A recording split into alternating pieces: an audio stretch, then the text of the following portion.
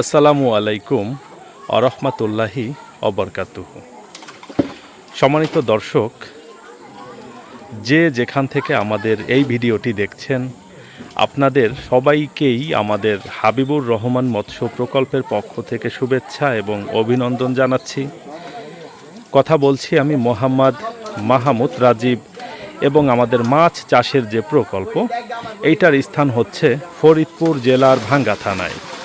দর্শক, আজকে আমাদের প্রকল্প থেকে আমরা ছোট এক গাড়ি পদ্মা নদীর কার্প জাতীয় মাছের চাপের পোনা ডেলিভারি করতেছি। এই এক গাড়ি চাপের পোনা যাচ্ছে আমাদের পার্শ্ববর্তী জেলা মুন্সিগঞ্জ জেলার বিক্রমপুর থানায়। এই দাঁড়ানা, একটু দেখি তো মাছটা, দেখি একটু দেখাতে ওঠা। দর্শক দেখুন, আজকে আমরা এভারেজে এই সাইজের মাছটা ডেলিভারি করতেছি। এটা হয়তো কয়টা হবে, 8টা থেকে 10টা লাইনের পদ্মা নদীর কার্প জাতীয় মাছের চাপের পোনা। এটা ওঠা, পরের পাতিল থেকে দেখাচ্ছি।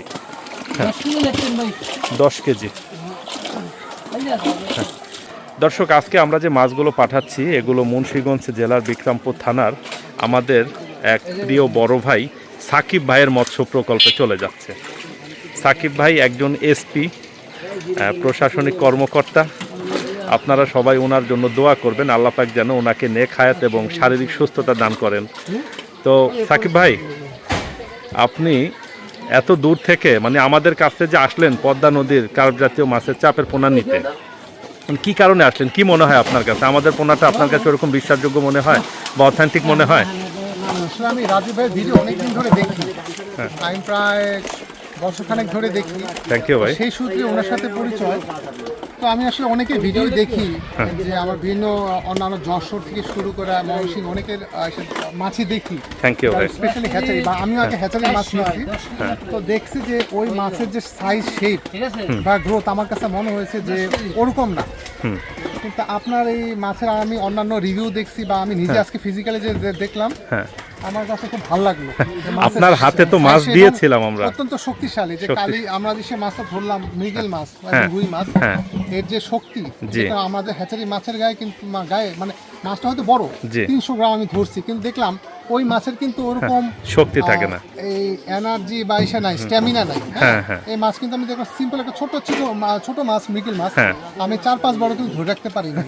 মানে এর যে মানে নদীর মানে মাছের যে মানে শক্তিটা, স্টেবিলিটি যেটা, সেটা আসলে কখনোই এই হ্যাচারি মাছের সাথে মিলবে না। রাইট। এবং এটা আমি এখানেও দেখতেছি যে মাছের এই যে দেখেন, এই যে পড়ে যাচ্ছে, হ্যাঁ, মাছের যদি সেই স্ট্যামিনা না থাকতো, ধরবেন নাকি? ধরেন না একটা, ভালো লাগে না? হ্যাঁ জি ভাই, আসতে পারতো না। রাইট। আচ্ছা, সাকিব ভাইকে একটা মাছ ধরতে দাও। হ্যাঁ, কাতলা মাছ এটা। হ্যাঁ, এই যেমন একটা ফোনটা পকেটে রেখে দেন, ফোনটা। হ্যাঁ, কাতলা মাছ সুন্দর না ভাই? পড়ে যাবে কিন্তু, পড়ে গেলে ময়লা পড়ে যাবে। হ্যাঁ, মাশাআল্লাহ, আলহামদুলিল্লাহ, সুন্দর আছে, ভালো। ভাই, আপনি তো এর আগে হ্যাচারি মাছ চাষ করছেন, তাই না? তো ওই মাছ তো আপনার সাধারণত যেমন আপনি চাষ করে দেখেছেন, ওই মাছের সাথে আমাদের মাছের কি কোনো পার্থক্য আপনি দেখেন? সেই মাছগুলোর খুব ভালো গ্রোথ পাননি তো, তাই না? হ্যাঁ, জি। হ্যাচারিতে যে সমস্যাটা দেখা যায়, যে যদি খুব ঘনিষ্ঠ পরিচিত লোক থাকে, যেমন আমার প্রথমবার একবার দিয়েছিল সে আমাদের মৎস্য ফিশিংস অফিসার, আমার ব্যাচমেট, তখন তার কারণে হয়তো আমাকে ভালো মাছ দিছিল। আচ্ছা, সেকেন্ডবার উনি চলে যাওয়ার পর যে মাছগুলি দিল, এলে মাথার মাছ না হয়ে দেখা গেছে যে একদম সবচেয়ে লাস্ট মাঝে মাছগুলি থাকে। মানে দেখা গেছে যে আমি মাছটা নিছি, যে আমার হাতটা দেখে এতটুকু, মাছটা আসলে বা 6 মাস পরে এতটুকু আছে। দুঃখজনক বিষয়। ভিডিও আছে, মাছটা রাতে গভীর রাতে ভিডিও করছি, মাছে খেয়ে পেট ফুল এরকম ফুল হয়ে আছে। হ্যাঁ, মাছটা ঢালিস না, গ্রোথ নাই। হ্যাঁ, 0% গ্রোথ। আচ্ছা, আরেকটা জিনিস দেখাই ভাই, আমি সবসময় ভিডিওতে একটা কথা বলি, আমরা কখনোই কাউকে মাথার মাছটা বাছাই করে দেই না। দেখেন, এসপি সাহেব অনেক দামি মানুষ, উনি আজকে মাছ নিতে আসে। এই ওঠাতে একটু সাইজের রেশিওটা দেখা, বড় মাছ ধরে দেখা, ছোট মাছ ধরে দেখাও। হ্যাঁ, দেখেন এটা কত বড় সাইজের মাছ। দেখেন, এইটা হয়তো 6টা-7টাতে কেজি হবে, তাই না?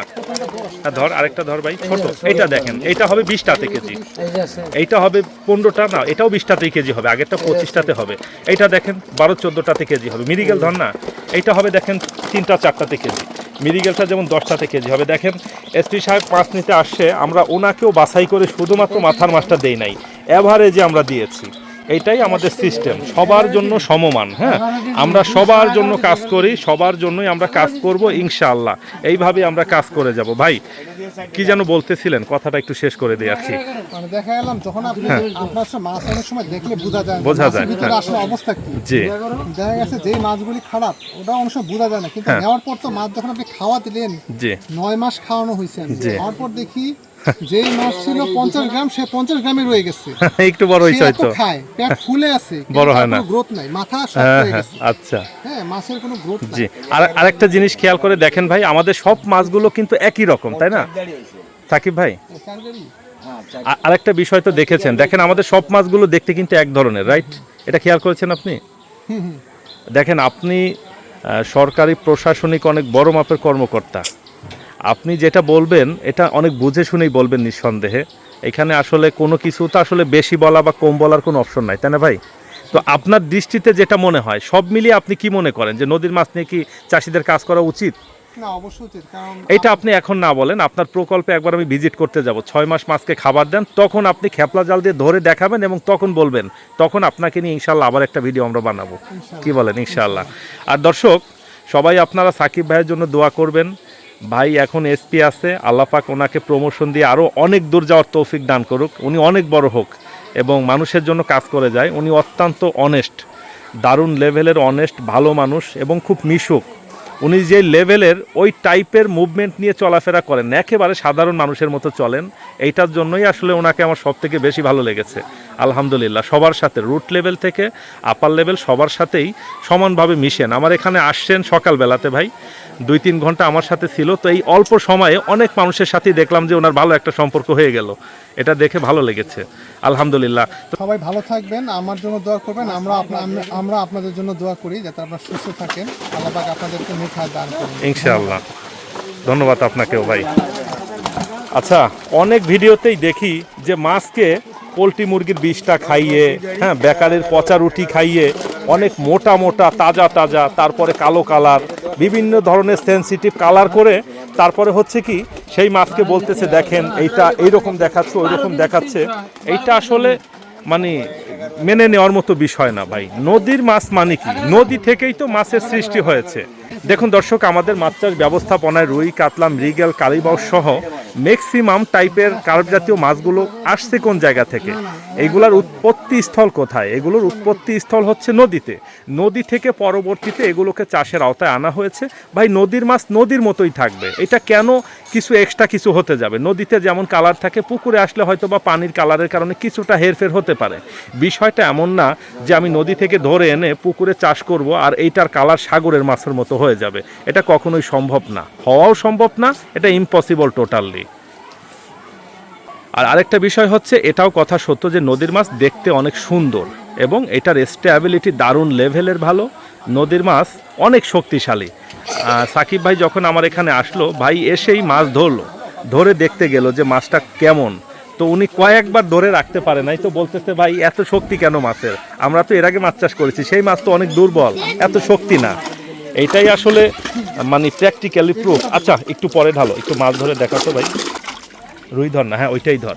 দেখুন দর্শক, এইটা আমাদের পদ্মা নদীর রুই মাছ। এইটা কয়টায়? 4টা কেজি হবে, তাই না? এইরকম 4টা সাইজের মাছ 6 মাসে 2.5 কেজি পর্যন্ত ওজন করা সম্ভব। 2.5 কেজি, কোনো কোনো ক্ষেত্রে যদি পুকুরের আয়তন বেশি হয় 2.5 কেজিরও বেশি উৎপাদন এটা থেকে পাওয়া সম্ভব। একটা কাতলা ধর না ভাই। এটা দেখেন আমাদের পদ্মা নদীর কাতলা মাছ, এটা হয়তো 4টা-5টাতে কেজি হবে। অনেক চাপে ছিল, এই জন্য মাছের বডিটা একটু শুকনা, এটা গায়ে একটু চেপে গিয়েছে। ইনশাআল্লাহ ভাইয়ের পুকুরে গিয়ে কয়েকদিন থাকলে এইটার স্বাস্থ্য অনেক ভালো হয়ে যাবে।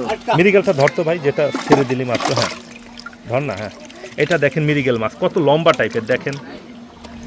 দেখেন দর্শক, মাছ দেখে কখনোই চেনা যাবে না, এইটার প্র্যাকটিক্যালি বোঝা যাবে যখন আপনারা চাষ করবেন, তখন এটার উৎপাদন কেমন ভালো আসে। হ্যাঁ, ঢেলে দে ভাই। হ্যাঁ হ্যাঁ, ঠিক আছে। দর্শক, আমি নদীর মাছ সম্পর্কে সব সময়ই আপনাদেরকে পজিটিভ কথা বলি, অনেক সুন্দরভাবে বোঝানোর চেষ্টা করি। তার মানে এইটা না যে আপনারা আমার কাছ থেকে পদ্মা নদীর পোনা সংগ্রহ করেন। এই কাজটা আমি এই জন্য করি, আপনারা যেখানেই মাছ চাষ করেন, আপনাদের প্রকল্পগুলো যেখানেই হোক না কেন, আপনারা সেখানে যে নদী আছে সেই নদী থেকে মাছ সংগ্রহ করে তারপরে চাষ করার চেষ্টা করেন। আপনাদের প্রকল্পগুলো যদি হালদা নদীর আশেপাশে হয়, সেখান থেকে আপনারা রেনু কিনে নিয়ে চাষ করার চেষ্টা করেন। আপনাদের প্রকল্পগুলো যদি যমুনা নদীতে হয়, সেখান থেকে আপনারা পোনা কিনে নিয়ে গিয়ে বা রেনু সংগ্রহ করে চাষ করার চেষ্টা করেন। একবার শুধু আপনারা নদীর মাছটা চাষ করে দেখেন, সারা জীবন যে মাছ চাষ করেছেন আপনাদের সম্পূর্ণ ধারণায় চেঞ্জ হয়ে যাবে ইনশাআল্লাহ। নদীর মাছের উপরে কোনো মাছ আমাদের মাছ চাষ ব্যবস্থাপনায় নাই, যদি থেকে থাকে সেগুলো হচ্ছে গল্প। এখন যত ধরনের মাছের জাতি উদ্ভাবন করা হোক না কেন, সেই জাতগুলোও কিন্তু নদীর মাছ দিয়েই করা হচ্ছে।